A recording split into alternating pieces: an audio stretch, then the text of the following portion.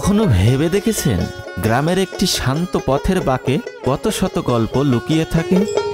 শ্রীরামপুর বটতলা মাঠের ভেতর দিয়ে আঙ্গারপাড়া আর মিশ্রি দেয়াড়ার দিকে চলে যাওয়া এই রাস্তাটি শুধু একটি পথ নয়, এটি দুটি গ্রামের আত্মার সংযোগ। গ্রামের বুকে এমন একফালি সুন্দর রাস্তা দেখলে কার না মন ভালো হয়ে যায়। পাখির চোখে দেখুন মাটির কত কাছাকাছি আমাদের এই বাংলাদেশ।